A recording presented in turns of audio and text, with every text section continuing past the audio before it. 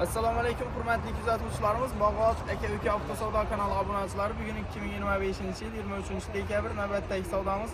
Aqsham aksiya qo'ydik. Mashinamizni bir pasportda ishlaringizni tez sifatlatib bitirib beramiz deb.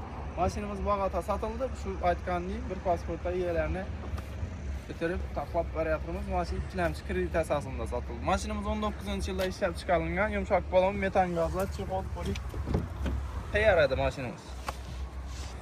Mashinamizni taqlab hozir dokumentatsiyalarni qilib chiqarib beramiz. Algan insonlar video atishni xohlamadilar, shuning uchun o'zlarimiz video syomka qo'yib beryapmiz. Kelaverasizlar, shunda aksiyalar qo'yib boraveramiz. Bunday mashinalarni sotib olish uchun uspita to'lmagan odamlar ham bo'ldi. Shunday aksiya qo'yilgan mashinalarni sotib olish uchun bizlarga obuna bo'lib, like bosib kuzatib borsanizlar, bizlar videolarimiz sizlarda tez-tez rekomendatsiya chiqib turadi. Shuni ko'rib xarid qilib ketaverasizlar. Zo'r tartib ishlaringizni sifatlatib bitirib berishga harakat etamiz. Rahmat, sog' salomat bo'ling.